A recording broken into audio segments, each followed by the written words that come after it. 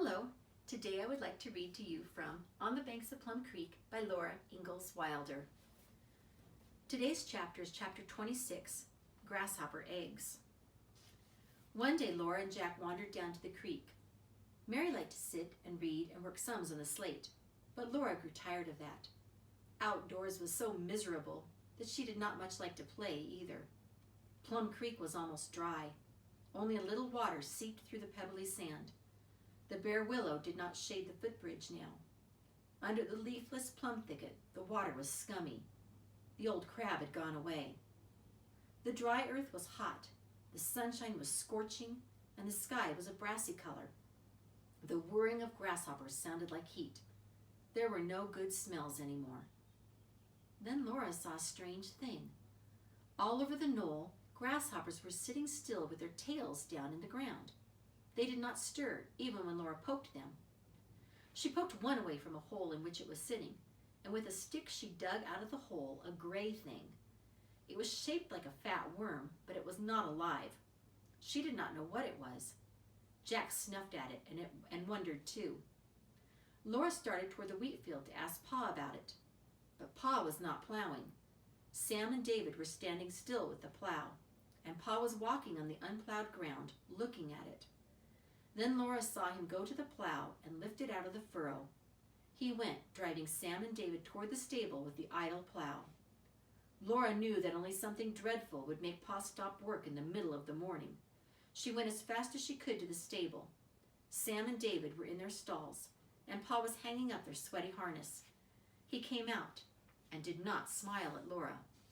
She tagged slowly after him into the house. Ma looked up at him and said, "Charles, what's the matter now?" "The grasshoppers are laying their eggs," said Pa. "The ground's honeycombed with them. Look at the dooryard, and you'll see the pits where the eggs are buried a couple of inches deep. All over the wheat field, everywhere. You can't put your finger down between them. Look here." He took one of those gray things from his pocket and held it out on his hand. "There's one of them, a pod of grasshopper eggs. I've been cutting them open. There's 35 or 40 eggs in every pod. There's a pod in every hole.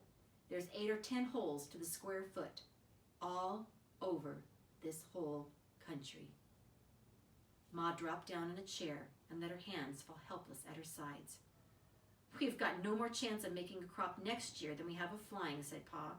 "When those eggs hatch, there won't be a green thing left in this part of the world." "Oh, Charles," Ma said, "what will we do?" Pa slumped down on a bench and said, "I don't know." Mary's braids swung over the edge of the ladder hole, and her face looked down between them. She looked anxiously at Laura, and Laura looked up at her. Then Mary backed down the ladder without a sound. She stood close beside Laura, backed against the wall. Pa straightened up. His dim eyes brightened with a fierce light, not like the twinkle Laura had always seen in them. "But I do know this, Caroline," he said. "No pesky mess of grasshoppers can beat us. We'll do something, you'll see. We'll get along somehow." "Yes, Charles," said Ma. "Why not?" said Pa. "We're healthy. We've got a roof over our heads. We're better off than lots of folks. You get an early dinner, Caroline. I'm going to town. I'll find something to do. Don't you worry." While he was gone to town, Ma and Mary and Laura planned a fine supper for him. Ma scalded a pan of sour milk and made pretty white balls of cottage cheese. Mary and Laura sliced cold boiled potatoes, and Ma made a sauce for them. There were bread and butter and milk besides. Then they washed and combed their hair. They put on their best dresses and their hair ribbons. They put Carrie's white dress on her and brushed her hair and tied the string of Indian beads around her neck. They were all waiting when Pa came up the grasshoppery knoll. That was a merry supper. When they had eaten every bit of it, Pa pushed back his plate and said, "Well, Caroline?" "Yes, Charles," Ma said. "Here's the way out," said Pa. "I'm going east tomorrow morning." "Oh, Charles, no," Ma cried out. "It's all right, Laura," Pa said. He meant, "Don't cry." And Laura did not cry. "It's harvest time back there," Pa told them.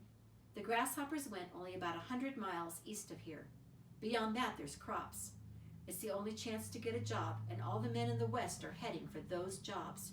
I've got to get there quick." "If you think it's for the best," Ma said, "the girls and I can get along. But, oh, Charles, it will be such a long walk for you. Shucks, what's a couple of 100 miles, said Pa. But he glanced at his old patched boots. Laura knew he was wondering if they would last to walk so far. A couple of 100 miles don't amount to anything, he said. Then he took his fiddle out of its box. He played for a long time in the twilight, while Laura and Mary sat close to him, and Ma rocked Carrie nearby. He played Dixieland and We'll Rally Round the Flag, Boys. He played All the Blue Bonnets Are Over the Border and Oh, Susanna, Don't You Cry for Me. I'm going to California with my washpan on my knee.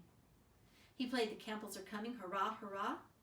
Then he played Life Let Us Cherish, and he put away the fiddle. He must go to bed early to get an early start in the morning. Take good care of the old fiddle, Caroline, he said. It puts heart into a man. After breakfast at dawn, Pa kissed them all and went away. His extra shirt and a pair of socks were rolled in his jumper and slung on his shoulder. Just before he crossed Plum Creek, he looked back and waved. Then he went on, all the way out of sight, without turning again. Jack stood pressed close against Laura. They all stood still for a moment after Pa was gone. Then Ma said cheerfully, We have to take care of everything now, girls. Mary and Laura, you hurry with the cow to meet the herd.